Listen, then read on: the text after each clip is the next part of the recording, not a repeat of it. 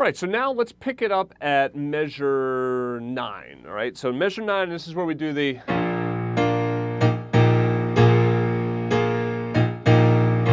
Now, what I've done is I've changed this around. So let me show you the easier version first, and I'm going to show you how I've reharmonized this and kind of changed the harmony around a little bit. So the first thing is that if you're not familiar with this pattern, get familiar with this pattern. This pattern you're going to find you'll use a lot as a pianist, right? So this is basically where you have the major triad, the 4 chord, right? Remember, see how that's the E flat over B flat again. And then here, see how that's the dominant 7th chord? So if we did this in C,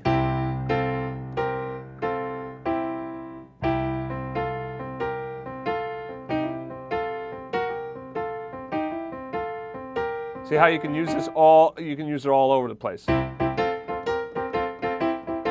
All different styles, right? So see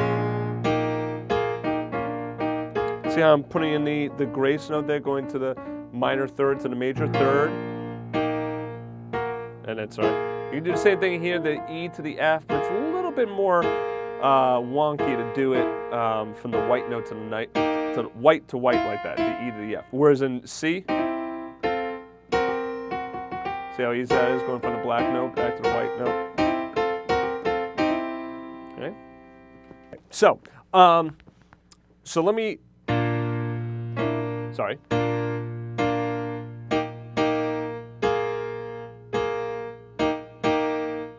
So let's get that rhythm first of all. What I'm going to do is down here, I'm just going to do quarter notes, all right? Just on the B flat. I'm not going to change anything. So it's just going to be...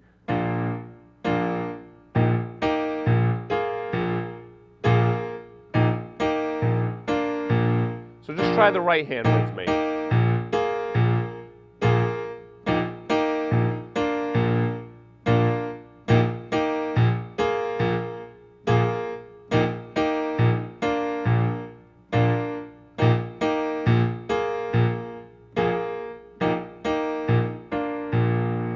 Now, what you can do is take the left hand and mirror what you're doing rhythmically with the left hand that you're doing with the right hand. So,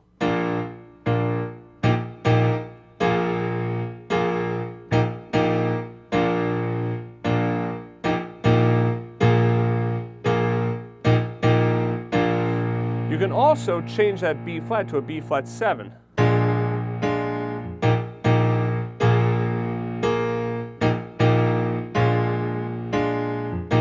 See how I also added in that little ghost note?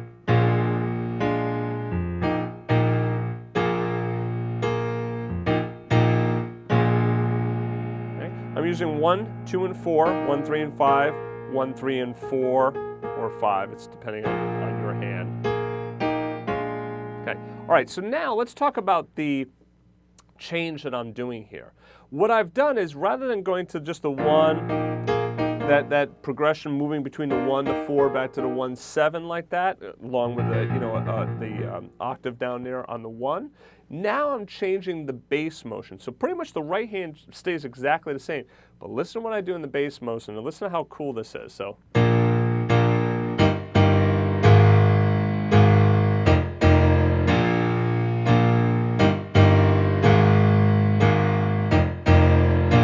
Now, this is a great example of how just changing the notes in the left hand, the bass motion, can have such a dramatic impact on the feel of the song, right? And even if a bass player is still playing that 1, it's still going to work.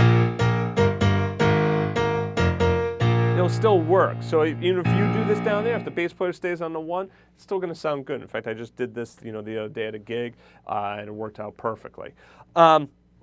So now the harmony here is B flat, E flat over G, and then B flat sus. I'm thinking of this as a B flat sus rather than B flat 7. I just take out the sus 4. But you could add it in if you wanted. This is F7. There's your sus 4. I'm adding in the 9th down here if you want. You can just do that. That's fine as well. Just octaves down in the left hand. So.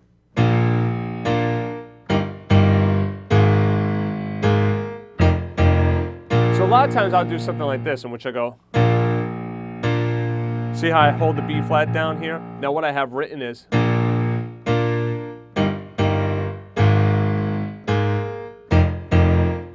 that second B flat, just know that you can hold that octave down, right? You can also just play the B flat in octaves twice. So do this.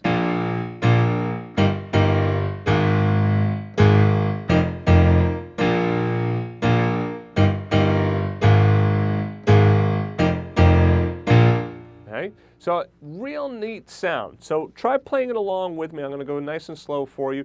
Try the left hand, try the right hand, try it together. Ready, go.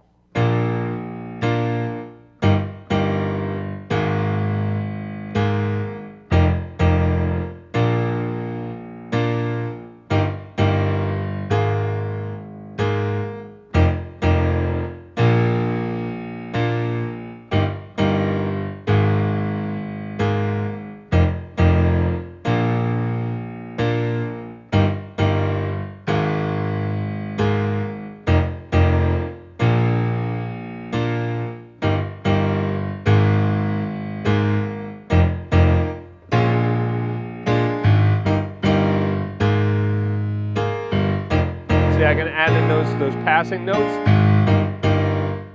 Sorry.